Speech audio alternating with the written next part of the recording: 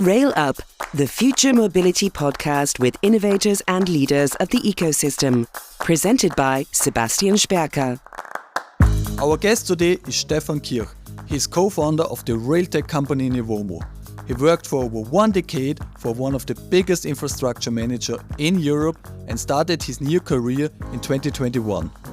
He will tell us about the challenges of the rail network in Europe and future perspective of the railway.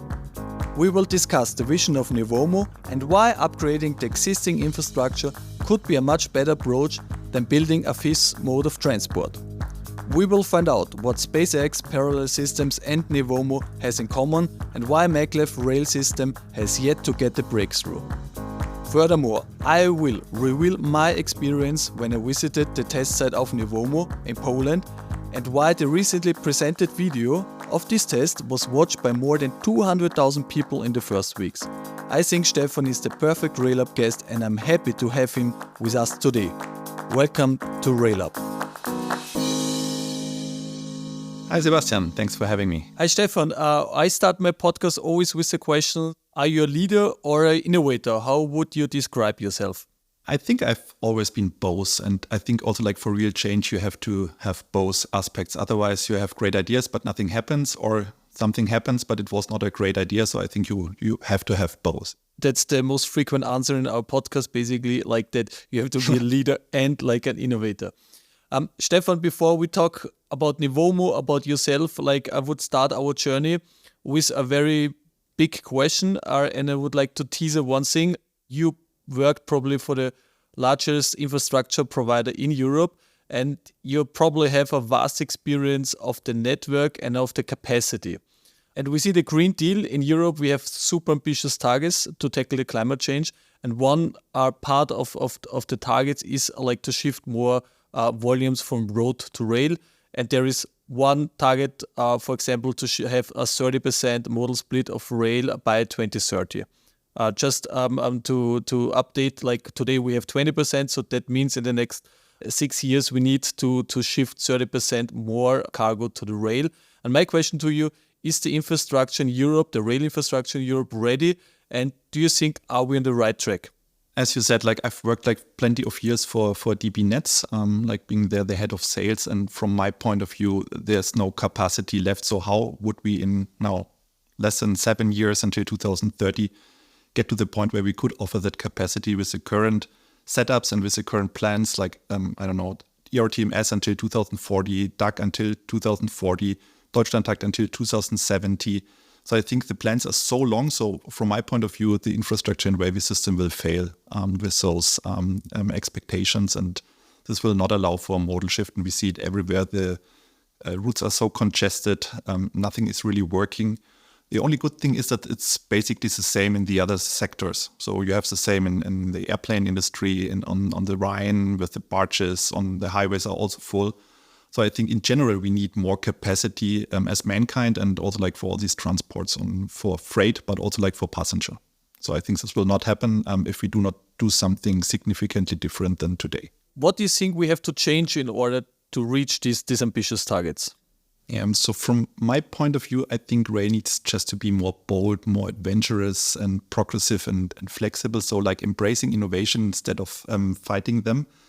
Because if we just continue how we do, so building new infrastructure over decades and wait that in the future in 2050 something might be better, I think nobody will come to that stage. Just to give you a number, in Europe, the trucks on the highway, they have more spare capacity in their trailers than railways is transporting now. So 30% spare capacity out of 75% market share is 25% maybe. So this is more than railways are currently transporting with 18 or 20% market share. So in theory, not one additional truck would be needed to basically wrap up everything from rail and just transport it on road. And then the complete freight transport might be a redundant system. By the way, it's the same for passenger transport. So passenger transport has 8% market share in per passenger kilometers and road has 80. So imagine every 10th car would just pick up one person, then all trains would be empty, not just the trains from ÖBB or from Deutsche Bahn, all trains. So of all railway undertakings would be completely empty. Commuter trains, far distance trains, and this is just every 10th car. And this is not a huge innovation organize such kind of a stuff. So from my point of view, it's more like an end game, and we have maybe like a decade left to really step up and do something different now. Otherwise, railways might be gone. That's probably a crucial point you made. If we take the mega trends into consideration, like the rising of the platforms, the fast-growing connectivity of human and machines, as well as AI applications like ChatGPT, then your described scenario becomes even more real, or in other words, the ecosystem of the rail will be then at risk. You're right, yeah. And the platforms are already there. So this is existing technology to organize such kind of stuff that I've just said, and now add on top platooning, electrified trucks, driverless trucks. And imagine like how huge the capacity would be if each truck could just drive like as a platoon with maybe one leading driver in 5 years. And this is like the better freight train. So I think if we do not do something different now, then what are we talking about? Nobody will finance anything in 2040 if the other systems are just like as sustainable as rail and as capable in mass transport as rail. So what is then the point of continuing rail if this is like an obsolete system? And we see it already today. So I think it's a time for rail. And on the other hand, like the time is now perfect to do something, because like the willingness to shift to rail and the political support is there. But now it's up to delivery and stop like discussing stuff and do some stuff. I think this is now the time for it. Okay, then let's talk about doing some stuff. You worked for a huge infrastructure manager, and after more than 1 decade, you decided to leave your comfort zone and to start a new career at a young, innovative railway company. How comes? I was like, I think always within Deutsche Bahn, like in those like 14 years, I was always already an innovator. So I grow like the key account management, the European corridors, Einfachbahn with its tools was like founded by me. And I've always like grown teams and did something different. And at a certain point, if you do this like for 14 years, you come to the like boundaries of such kind of a huge corporation, and you do not feel like the freedom anymore. So I think for me, it was just like a point in time in my career where I have to like step up and get out of my comfort zone and really start to be like an entrepreneur instead of like an intrapreneur. And then I met the crazy guys from Nevomo and the founders. And yeah, I was so convinced about the idea and what that could like bring for railways that I quit my department lead job within Deutsche Bahn, then I think in 4 weeks, and joined there, taking over the business development for Nevomo. Yeah. That's a great story, because I think especially like to leave the comfort zone, it might be really like a big step on the one hand, but I think it's needed to step up in order to really to advance the railway system if you want to be an innovator and a leader. You are working right now for Nevomo. Just tell us, what is the vision of Nevomo and what is Nevomo doing and how you would like innovate the railway? So Nevomo was originally like a pure Hyperloop company. I can like explain like what a Hyperloop is like in a second. But we turned away like from the pure idea of an Hyperloop, and we are now seeing ourselves like as a deep tech company that is taking some parts of the Hyperloop technology to enable railways to do better still in this decade. So at the end, it's all about capacity, flexibility, and velocity. This is something that we could add on top to the existing railways. So like, long story short, it's like a mashup of an Hyperloop and a current railway system, but keeping and maintaining the current interoperability with railways. So like a stepwise approach from today towards like a maybe Hyperloop future. That's fantastic, because like my previous podcast guest was Matt, and Matt worked like for more than a decade at SpaceX from Elon Musk, and basically Nevomo started like as far as I remember like in a Hyperloop competition, which was also organized by Elon Musk. So it's quite interesting that this guy not also influenced how to get to Mars, but also like the railway world like where we're operating in. So that's... Yeah, Elon kicked it off like 10 years ago. He wrote that paper about Hyperloop and also like invited a lot of student teams, and like Nevomo was also like a student team taking part in those SpaceX competitions in Nevada. But at the end, he was not involved too much. So he had those competitions, but there was not a single Hyperloop company, including Elon. So, but like basically, he was like the founding father of all the current Hyperloop promoters in the market. Yeah. What I really like about the approach of Nevomo is that technology upgrade existing infrastructure.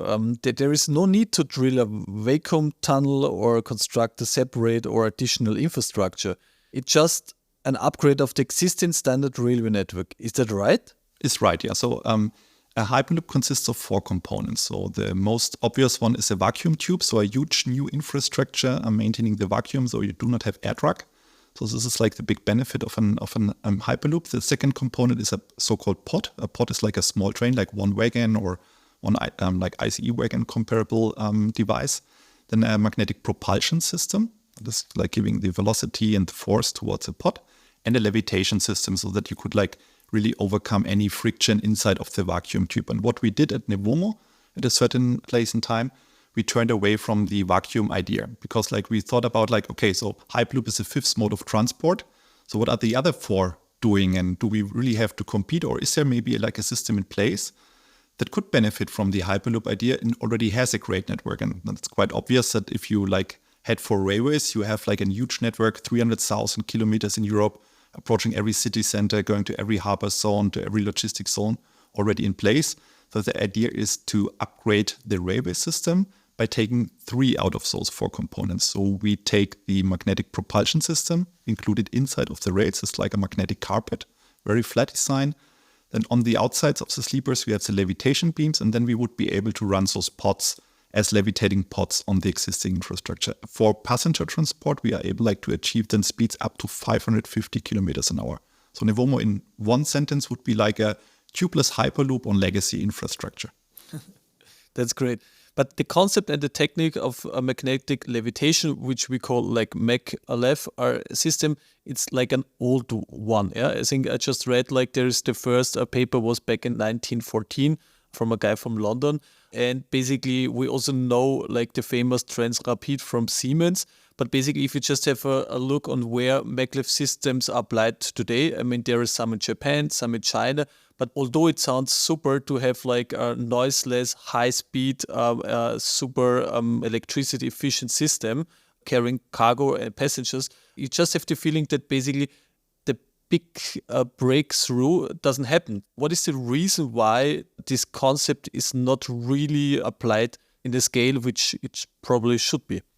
So the reasoning behind it, and I think in all maglev projects that were like proposed everywhere in the world, was that it's non-interoperable to rail. So you would have to build like a new infrastructure from the scratch. And if you do so, then you end up like in the same problems that railways have. So like if you want to like build a new pure maglev line with new redundant infrastructure, then you need 20 years.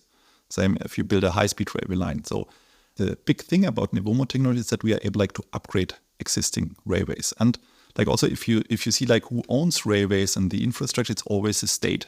So and if a state has already invested, I don't know, billions and billions of dollars and euros into its 300,000 kilometers of railway lines in Germany and 1 million lines all over the world in kilometers, then you would have to throw your asset away and do something completely different. This is something that politicians would not do, and also like the state-owned railway companies would not do, because this is their business.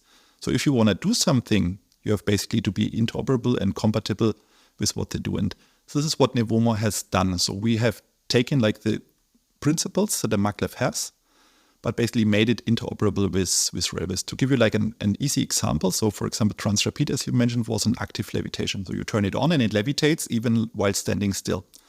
With our system, it's a passive levitation system. So we always start on wheels. And then at a certain threshold, we begin or we are able to levitate. And that makes it compatible with railways, because on a railway infrastructure, we can pass over every switch, go to every platform in a main station, go to every harbor zone by just lowering on wheels and then approaching the station as we plan to. And this is, I think, the big thing about Nevomo, and maybe like from the business side, the secret sauce. Besides like all these cool technical stuff that we have done like behind the curtain in controlling like, for example, linear motor propulsion system. The big part is basically with the Nevomo system, it's not all the others maglevs and Hyperloop concepts that you have for like your own infrastructure. So you're basically operating within the infrastructure by just upgrading that. And then you can also match the whole point that we already have an infrastructure. Yeah. And if you just think about how long it takes just to build new infrastructure and how expensive this also gets, I think that's probably a good way forward exactly to do it. Yeah, and it's even cooler, Sebastian, because like I've talked about, like we leave away the vacuum tube. If we leave away even more, like no pods, for example, and no levitation, because like at some points this is also not needed, we could use just the magnetic propulsion system to enhance existing railways. This is what we call booster. So basically like the magnetic propulsion system still creates a wave, and we have like a counterpart underneath, for example, an retrofitted freight car or a passenger car. And we could like use the magnetic force to, for example, increase the train dynamics or the acceleration possibilities of existing trains, which is also like a huge capacity blocker now. So imagine you are based in Austria, you could like drive up Brenner with one locomotive like at cruise speed of 80, 100 kilometers at full loading limits, how huge the capacity would be. Or imagine like you could re-accelerate your freight trains in Austria just like 20, 30, 40% faster than today. This will boost the capacity, and this is needed now. So levitation might be the future, but now we need like a better railway system. That's what I was talking about in the beginning of our talk, that we have to step up as railways, and this is like a great possibility for railways. Yeah, that's the point. And for the audience, I visited the test site of Nevomo in Poland to observe a test drive of one of the pods. But what was quite surprisingly to me, that the infrastructure looked not really different or super futuristic. There are the standard tracks which everyone knows. And in the middle above the sleepers, you see a lot of cables are formed to a flat tube, are the so-called linear motor. And just outside the tracks, there are smaller tracks, one of each side, which enables the levitation at a certain speed. So what you will miss is, for example, the catenary system, because the linear motor is not a simple power supply, it's actually the engine or the propulsion system. And on the pod itself, there is just a big magnet which enables the pod or the wagon to surf on a magnetic wave. And that's, Stefan, your famous magnetic surfing story. Yeah, if you're not an engineer, like all these like stator, mover, linear motor stuff sounds weird. So the magnetic carpet that is like laid out the stator is creating a magnetic wave, and the counterpart underneath the wagon or the pod is like a surfboard. And if you like have both like synchronized, you could surf the magnetic wave. And this is exactly what we do.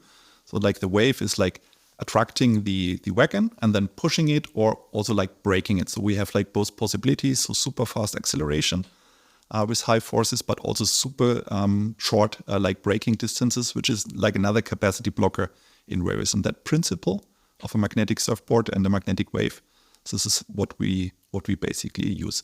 The thing is, we control the wave. So this is maybe the difference to the surfing story. So we control the wave and not the surfboard. The surfboard is basically then the slave of the infrastructure. So out of the infrastructure, every wagon is in full control, which makes it also like easier to optimize such kind of a system. For example, with AI, then later on, to even increase the capacity more with new operational schemes that are then applicable. So there is no locomotive anymore needed, because basically the engine is in the track and not anymore on the vehicle itself. Exactly. So the wagon is then self-propelled without having an engine, which sounds weird, but like just via the magnetic wave, it could be propelled. And like you do not need the locomotive anymore, and you also do not need like long trains anymore, because why consolidate a train if every wagon could just go on its own? But this is like the vision, because I also know I'm not a fantast, that this needs some time, also like from regulation perspective and from the authorities. So like the first use cases are super close to existing railway operations. So we will like enhance full trains that are physically coupled and running on the routes with additional traction power. And that's actually the really cool approach, in my opinion. There are two techniques which together enables MagRail. On the one hand, you have the linear motor, which accelerate and brake the pod or wagon. And on the other hand, you have the maglev application to let the pod levitating or flying. You can use the both techniques together, but you can also use the linear motor as a standalone component. So if you have a steep ramp, you can just upgrade a short part of the existing infrastructure with the linear motor, as well as some wagons with the so-called booster, the big magnet below the wagon, and you will have already a big capacity increase. And if you would like to move your pod with more than 500 up to 550 kilometers, you need to apply the maglev setup on top. Whereas this top speed is probably a bit futuristic, you will be able to use the linear motor already today. And what I also learned is the idea of the booster came out of a conversation with one of your friends. Or in other words, this technology came out of the big long-term vision of Nevomo and offers already an upgrade today. Exactly, because if you go to Deutsche Bahn or to ÖBB or SBB or SNCF and you tell them like, oh, look, you have to just refurbish 60,000 kilometers and then you have a cool new system. Basically, this is last sentence that you tell to a railway expert. So You have to offer something now. You have to offer something reasonable. You also have to de-risk it. And in our case, with the booster case, so even if it fails, the technology, because like it's still under development, so if somebody would want to use it now, there's some possibility that we have to, I don't know, fix something or refurbish it something in the upcoming like 1-2 years until it's like really market ready and industrialized. But like the fallback is then not like, oh, the route is closed because we turned it into a full maglev route. So like the fallback is railways today, which is not so bad. But you get like those additional benefits already now. And the beautiness is, as exactly as you said, you don't have to do it everywhere. So you could start like with one ramp, with one acceleration track or one like passing track or one tunnel that is not able to electrify. So there are plenty of use cases that we are already discussing with big railway companies, to name, for example, SNCF or RFI in Italy. Duisport is one of our partners. And also on rolling stock side, we have, for example, GATX that has already retrofitted 2 cars that we are, as we speak, testing. So we were there like I think in June, visiting our test track. And after your visit, we turned away from the levitation tests and are now testing already the booster idea on our test track in Nowa Zęczyna in Poland. That's interesting. I ask myself, what is the reason why an infrastructure manager actually are interested to upgrade the tracks with a booster? If you use the booster to get rid of the pushing engine, then you will solve a challenge for the railway undertaking and not for the infrastructure manager. Or which point I don't see. It's a new capacity. From my point of view, there's no alternative technology in place that could be deployed now to increase the capacity by means. And by means, I'm talking about 20-30% that could still happen still this decade. Imagine like the other plant that just like bring the benefits when everything is deployed. So true, currently infrastructure managers, this is like a usual business, what they do. They just push the problem to the railway undertaking, then it's not there yet, and they have like maintained the infrastructure. But if you really want to achieve your goals, as said, like you have to be more bold, more adventurous and do something different, because if we just do the same and expect a different result, then I think nothing of that will happen. And exactly we will come to the scenarios that we've discussed like 10 minutes ago. That railways might fail and other means of transport might innovate, and then there's no point to have railways anymore, which would be a pity because, as I said, like I'm an innovator in railways, but I'm also in love with railways. That's why I'm still here, like trying to enable them and not like on the side of the truck industry trying to destroy railways finally. So, and I think we have the time now, but we have to start now. But basically, as the infrastructure manager, some are already interested in. I think that could be a way forward. And I'm just thinking also what we had at the talk with Nathan. He said that even passenger traffic is a kind of a competitor for cargo traffic on rail when it comes to capacity, right? But basically with this booster, you have additionally a faster acceleration. So basically the cargo train could speed up much more faster.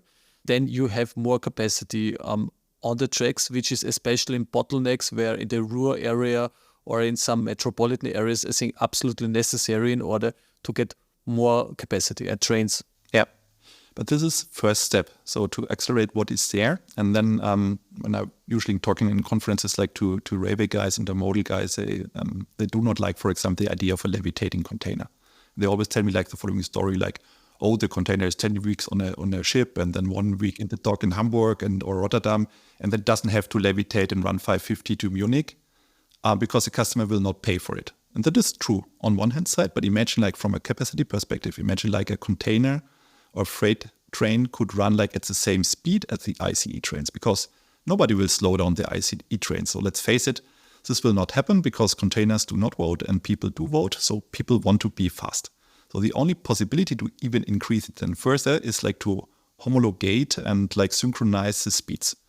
So if a container could also run 200 kilometers an hour with like a new kind of wagon, then this is the way to go to even increase it further. Because if you synchronize speeds, you get the maximum capacity out of a system. So the booster is the first step. And then even faster, maybe new freight cars in 5, 10, 12 years will be then the next step to even increase it more by just a simple upgrade. So I'm not talking about building new lines. This was all on the existing railway network that we do have. That sounds like a good plan. I would like also to share some further insights about the technique of the levitation. Your colleague Casper explained on the test site that you need roughly about 70 kilometers per hour to start to fly. And from this moment on, like 2 forces are in place. One which let the pod fly, which is obviously a good one, and another one which pushes you back. And the second force gets slower with a higher speed. And here comes my takeaway. A very energy efficient levitating starts just from a speed of 250 kilometers and more. Before it's very energy intense. So actually we can think in three categories. From 0 to up to 250 kilometers per hour, the normal setup of railway is probably the most efficient way. And although today's high-speed trains could even run much faster, you will not do it because the wear of the components gets really high and therefore super expensive. Category 2, from the speed from 250 to 550, the maglev is probably the most efficient approach. And to reach further up to 1000 or even faster, you will need then the Hyperloop technology with the famous vacuum tubes. And with these categories, you can think already in different business cases because, as you said, probably no customer will pay so much money to transport a container within 2 hours across Europe. And as far as I understood, that Nevomo is focusing in the first step to enhance operations up to 250 kilometers, so in category 1, and later on some specific business cases to do the maglev approach.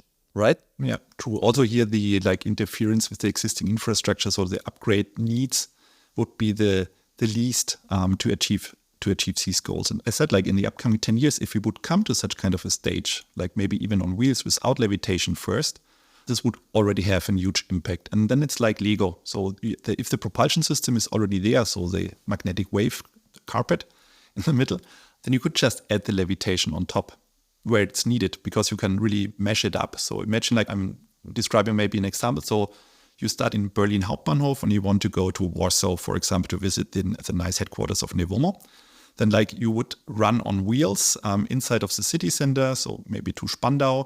Then in Spandau you would speed up and maybe run then with 250 still on wheels because the levitation infrastructure was not deployed. And in Poland, for example, there's a levitation infrastructure already, so you could speed up to 550 with the pod, then going to the next destination. And I don't know, the last 100 kilometers, Poland has already deployed a vacuum tube and Hyperloop, so the pod could enter the Hyperloop and then speed up to 1,000 kilometers.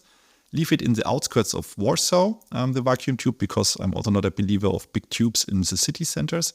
And then just go back on MagRail rails, maybe on wheels, and then basically run at the same speed as the commuter trains to Warsaw main station. So that would be, for example, a mashup. So you see it's upwards compatible, but also downwards compatible. So for example, the Hyperloop tube is broken, and the pod could just go on the other line where, for example, the magnetic propulsion system for freight was deployed. And this is, I think, the real beautiness of our system, that it's interoperable with existing railways, but also up to Hyperloop. And that makes us also unique in the world, that approach. Okay, so previously you talked about integration between road and rail, and you're talking about one step further, the integration of future rail. Yeah.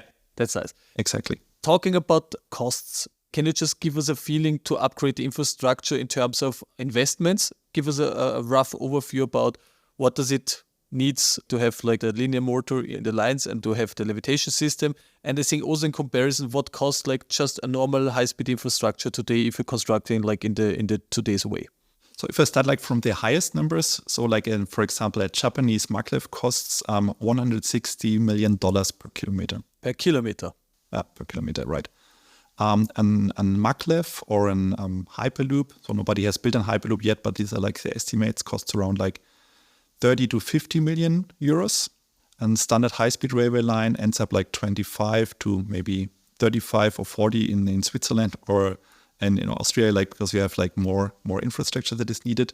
And our system as an upgrade, with levitation, is around 8 to 10 million euros. The full-fledged system on the infrastructure side. So it's a third of the costs. So even if you end up with some additions, maybe that would be needed on the current tracks, at half of the costs, you could have a high-speed railway infrastructure in place in probably half of the time of the deployment, because it's an upgrade and no new build infrastructure, doubling the capacity and the possible top speeds. Yeah.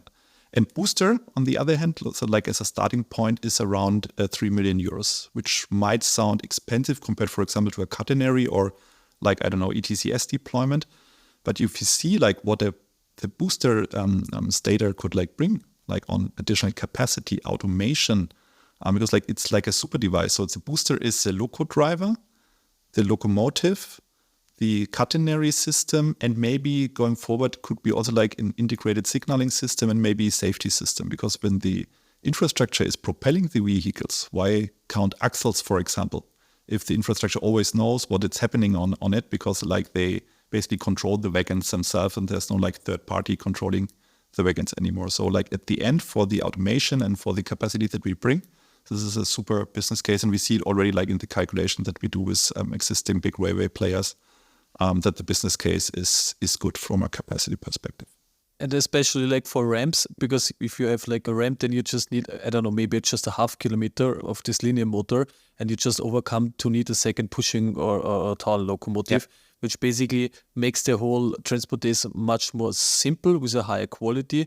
And basically there is a lot of effort right now ongoing just to have these pushing engines, because there are hundreds of trains on the corridor, cargo trains every day. So basically if you just count that, then as you said, I can imagine that the business case pays off quite quickly, yeah? When you have to compare it like to the second best alternative, so like pushing locomotive is one, then you give the problem again like to the railway undertakings. But if you like want to have like a performant infrastructure, as I said, like I was working for DB Netz, so if you would, for example, take Frankenwaldrampe, which might a lot of like railway guys know in Germany.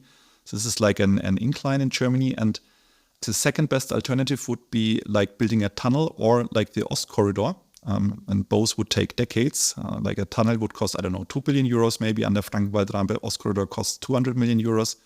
And like implementing it on those 25 kilometers on the north-south corridor, adding up like additional, like a lot of capacity would cost maybe 75 million euros. So compared to like alternative investments and also like from deployment times, this is from my point of view, a no-brainer to implement technology there. And you see it like in the example, so with 25 kilometers, on a route of maybe 500 or 700 kilometers, you would really leverage the capacity now, adding maybe 1-2 additional train passes on a major track per hour and per direction is really increasing the capacity by means. So this is already like 10, 20% with just one project. What I also hear quite frequently is like the deployment period. Basically, even if we invest really a lot of money, it takes like decades in order to really get it up and running. And I think that's one of the major points, because you said before, we don't have decades. We just have 1 decade just to prove that the railway is a really good front runner, or at least a good mode of transport. And therefore, the time, it's the more critical thing, even like the investments. And yeah, we also know that life cycles in the railway infrastructure and also the vehicles are very, very long. Yeah? And therefore, if you find an easy way to upgrade, for example, wagons, to upgrade the existing infrastructure, I think that it's a really nice approach, in my opinion. And also like the retrofit of the rolling stock is quite easy. And maybe like to give another example, or like I was like talking a bit in pictures. So like we are more comparable, for example, to an e-bike. So you have an existing bicycle and you add like an engine and a battery, and then you get like a better bicycle and e-bike. This is what we do. So we do not change or throw away railways. So we take the sweet spot of railways. It's super efficient, like under catenary, a nice locomotive in front. You could run with 2,000 tons in a very efficient way, using like the benefits of a railway system, low friction, steel on steel. And we overcome like the challenges that they have. And steel on steel frictions, for example, as you said, like bad on rams, bad on acceleration, bad on braking, and just make it better in those points. And this will be like the starting point on the open network. Plus the automation, for example, in marshalling yards, terminals, and harbors, where we also do have some issues as of today, like with electrification and automation to enhance the railway system. But the rest of the system, for the starting point, will just work as it is now, and then it gives you all these passes and crossings that we could take to basically make it better where it's needed, as you've seen, like that Lego principle. So you could just add like those Lego stones, Nevomo stones, and where it's needed, like there levitation, here a ramp accelerator, in a city center, maybe, I don't know, a platform, after a platform, an accelerator for a commuter train, and much more use cases that you could basically think of with a technology mashup. Maybe some of our audience listening today and think about like, that sounds quite cool. Like, can you just give us a timeline from Nevomo when you expect to have like the first like booster technology applied? And what about the maglev? Can you just give us an idea about the timeline? So we are already testing it, as said, like you've seen the levitation on site, then the retrofitted JETX wagons are tested as we speak. So we will, based on the outcomes of those tests, we will use it for a final iteration for industrialization, coming to a stage where we could homologate and certify it and get the authorizations to run it. We will start next year a first commercial project, so a real-world application and a real-world infrastructure outside of our test center. We cannot name the project yet because this is still under negotiations, and we think by 25 we will have like the first allowance to install. That's tomorrow in a railway. That's tomorrow. Railways are planning like in 5-year time shift, so a lot of things will still happen like in the current planning time frame. So 25 will see it in closed or semi-closed infrastructures. That means the wagons can run in that infrastructure, but are not allowed to leave it, but others can like approach it. And then the open network applications like on RAMs and so is planned for 27 and 28, which is basically the day after tomorrow for railways. And levitation is currently planned for early 2030s. Levitation is coming later, even if we have now proven that it works. But they're like much more like safety considerations to be taken into account and to get the allowances. And we need also like a bigger testing infrastructure. So the current test center is just too small. So we're currently also already searching like for a bigger test center of maybe 10, maybe up to 30 kilometers where we could like do endurance tests and like prove that the technology is safe to use and working for it. And this takes some time and money. So this is then planned for early 2030s. Just a quick question. Are there sufficient test tracks available? Not really, because like if you want to like run 550 kilometers an hour, you need like a very good track condition. So one would be like to build something from the scratch new, but then we end up like in the railway trap that this needs like allowances, 20 years and I don't know, of planning and I don't know, spending €1 billion in like a nice test center. So we are currently heading for the existing test centers. For example, I said like RFI is one of our closest partners in Italy. They've proposed, for example, the rolling stock test center in Bologna San Donato, so that we could upgrade it there. This is like 6-8 kilometers, which would be like a great starting point. And like from other infrastructure perspectives, there are not too much test centers that could be used. So Transrapid testing in Latin could be like a cool idea, which is still there. That would be like, for example, an existing test center that could be reused. Yeah. Because that's something also like everyone to have new technology, but to find like the testing in order to get approval, it's like quite difficult. That's maybe also like one thing which we also have to think a little bit like on a European level. But not just talk about Europe, because like we want to address a global scale. So are you also operating outside Europe already? Or is there a plan to address your topic, your technology in the world? We are quite present in Europe, as you said already, like also with the corporations. We are currently heavily heading towards the Middle East because like although there like a lot of stuff is happening. Like also to give you a number, Saudi Arabia alone is now building 8,000 kilometers of new railway lines as we speak. And this is planned to be constructed until 2030. So there are like other regions that are able like to deploy more than 2 kilometers a year. And like for new infrastructures, the good thing is this could be already made MagRail ready. So if with some considerations inside of the planning and without disturbing the projects, you could already prepare for a MagRail stage later, for example, with a special sleeper design or I know like some space where we could like put our technology in. So Middle East is already ongoing. And as of next year, we also plan to start in North America, Canada and the US, which also has like a huge railway network, mainly for freight. In the US, the good thing is that the railways are bundled. So in Europe, it's unbundled. So you have ÖBB, for example, with infrastructure and then the railway undertakings driving it. In the US, it's bundled. So if one player decides to do so, he can basically just swap his network and also like the operation and then makes it a bit easier. On the other hand, although the leverage might be bigger in the US because, for example, in the US, it's just 1% electrified of the railway route. So if you want to be sustainable, then our technology could leapfrog the current railway installments. So instead of building a catenary system, for example, you could just upgrade to MagRail, a MagRail booster, to get it like all in one and then start autonomous operations, for example, which is easier if you're in control of everything. So the rolling stock and the infrastructure and like your own landlord, and you can just allow yourself basically, or maybe a bit too easy, but you can just allow yourself to do so. This was also what Matt said, like the biggest difference between Europe and the US is basically the US is mainly focused on the first hand, like on rail freight, and Europe more on passenger. But the second big stake is that basically they have 6 so-called class 1 railroads, and they are integrated. So they are railway undertaking at the same time like infrastructure. So they optimize like the whole operations, and you just have 6, and basically the whole network, it's 20% smaller than in Europe, but it's still huge. Yeah, and the fun thing is they are earning money compared to Europe. So like all these railway companies, they earn good money, they have good revenues, good outcomes out of it. So this is like a complete different system, but we also see like big benefits there because like also the distances are huger absolutely, compared to Europe. What you told me, what I find quite an exciting idea is basically, although to levitate, it just makes from electric point of view or efficiency point of view starting at 250. But can you just give us the idea why it could make sense even to levitate with just 60 or 70 kilometers in the Middle East?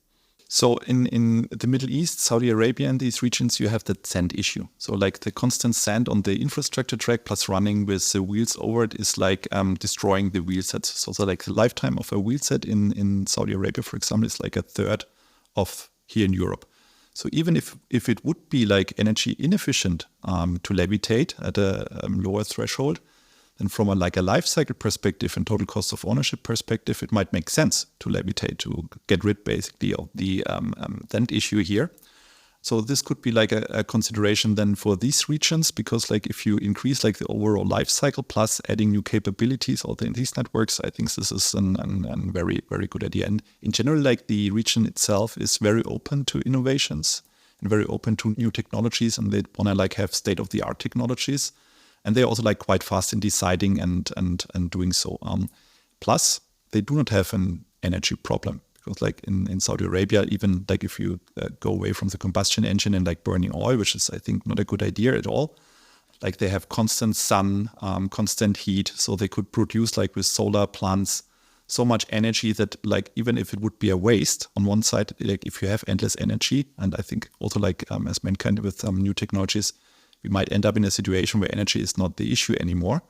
Then I think the levitation idea also like at lower speeds is just a good idea because you get rid of a lot of other issues that railways have. So if you levitate also like at lower speeds, no noise. Then those small particles that railways is producing like those steel dust, for example, this is all gone. The infrastructure could be lighter. We could like rethink railways as a whole system going forward. And this is starting now with our innovation. So I think if we would do the same podcast maybe in another 200 years, I think this might have been like a changing point in railway history, where railways basically turned to something new, but still like keeping the good things about railways. Because I think this is also, truth be told, if railways would be so bad, then this would have already disappeared. So this is a system in place for 200 years. It's a cornerstone of the European strong industry. So there has to be something right about railways. And let's strengthen the things that are already good and overcome basically the challenges and the things that are not good within railways. And I think we should really try to enhance it. And what we do in railways is we try to strengthen the strengths. And even if you have like 10% efficiency upgrade on what is already good, then the difference is so tiny. And I think we have to overcome the rest of it where railways are bad. Non-automation, at the last miles, and such. And I think if we rethink the whole system also like together with the other players, because like the truck will be always there. You see it in intermodal, there would be no intermodal trains without any trucks.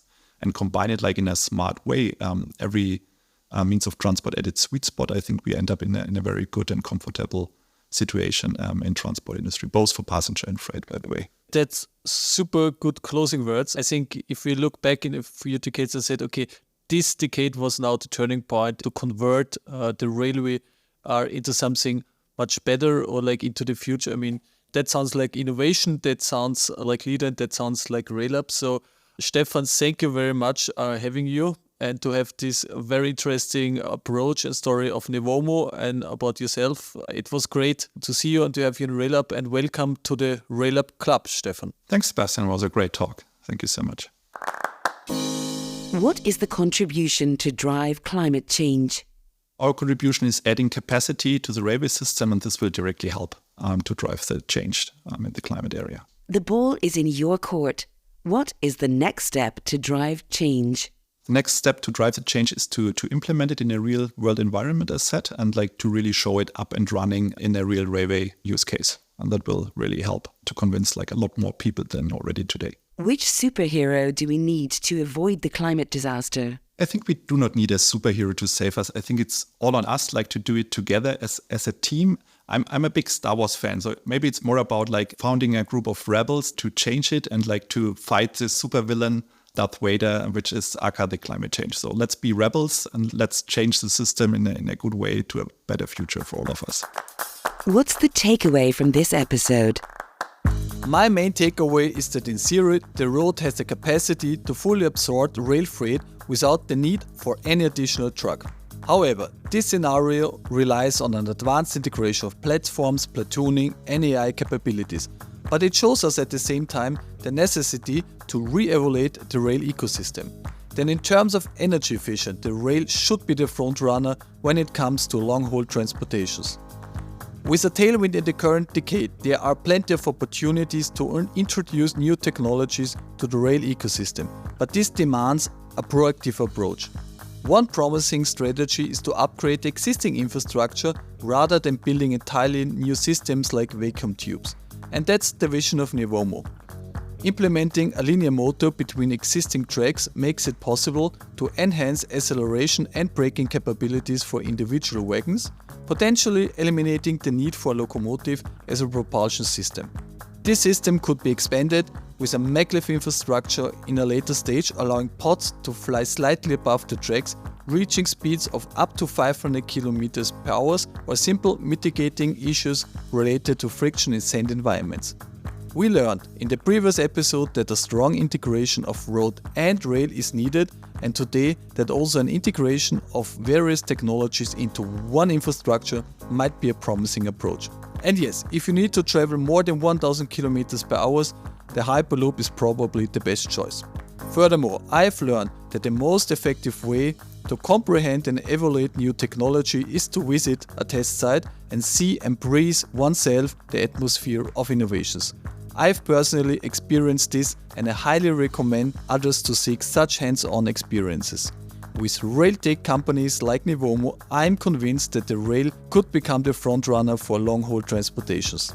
That sounds like shaping the ecosystem of rail. That sounds like Rail Up. This podcast connects innovators and leaders worldwide to shape the future ecosystem of rail. Rail Up by Stefan Kirch.